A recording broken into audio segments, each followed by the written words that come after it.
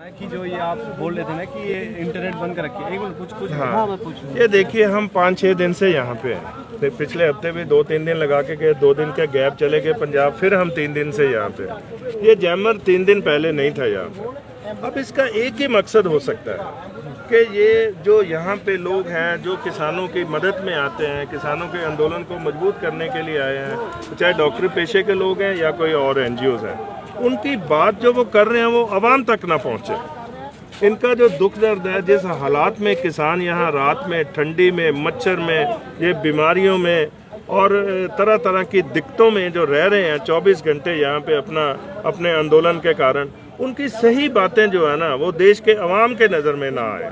ये जैमर लगा, इंटरनेट नहीं चलता, मोबाइल नहीं चलता, टेलीफोन नहीं चलता, कुछ नहीं चल रहा है यहाँ से, ना लाइव हो सकते हो आप।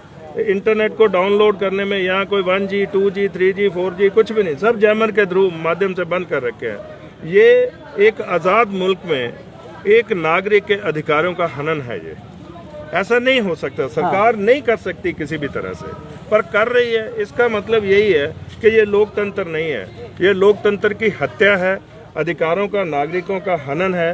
कि किसान भी बैठे हुए हैं, सरकार को बात सुननी चाहिए। ये कोई कोरिया के नागरिक नहीं है, ये इसी भारत देश के बसिंदे हैं, अन्नदाता हैं ये। अगर ये अन्न खेतों में नहीं उगाएंगे, अगर अन्न ही आप नहीं उग पाएगा, उनको दुखी करेंगे तो खाएंगे क्या? ये महीने 2 महीने बाद भंडार खत्म हो जाएंगे, सब मर जाएंगे ये ऐसे ही। अरे उनकी बात तो सुनिए आप, इतनी जिद किस लिए? ये कोई मामा फुफड़ का खेल थोड़ा है ये।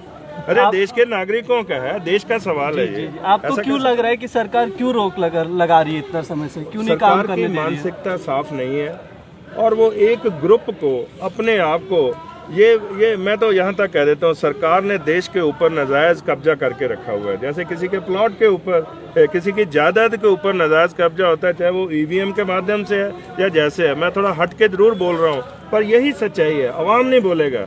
मैं एक इंटेलेक्चुअल हूँ, एक पढ़ा लिखा व्यक्ति हूँ, मैं सब समझता हूँ। सो आज हम डॉक्टरी पेशे की बात करें तो अच्छा रहेगा, नहीं तो बहुत कुछ ऐसा देश में वो कुछ हो रहा है जो नहीं होना चाहिए।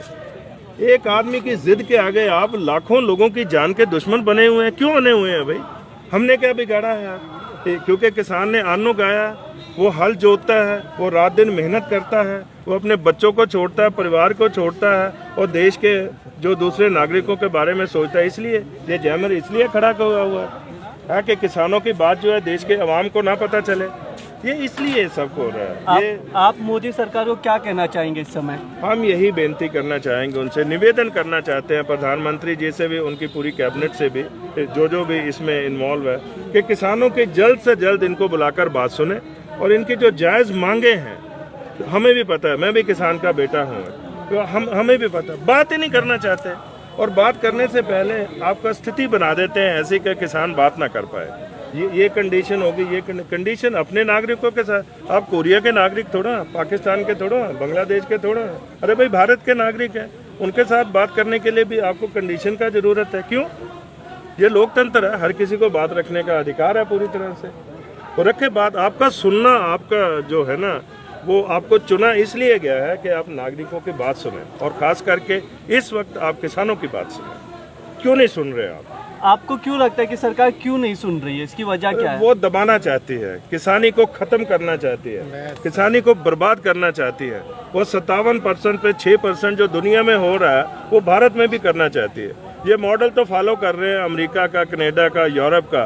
अरे भाई हमारे देश की स्थितियाँ बहुत फर्क में है, उनसे बहुत अलग से हैं। यहाँ गरीबी है, अनपढ़ता है, वो हर तरह का कोई फैसिलिटी नहीं है। हमें अपने हिसाब से चलाइए। आप अमेरिका को देखकर यहाँ लागू मत करें, वो नहीं है। वहाँ किसानी भी खत्म हो रही है, तो वहाँ भी उनका टारगेट यही कि 5-6% पे आ जाए और किसान एक मजदूर बन जाए, ये दोबारा से मुजारा बन के रह जाए, ये मालिकाना हकूक खत्म कर दें इनके। जी शुक्रिया, थैंक यू।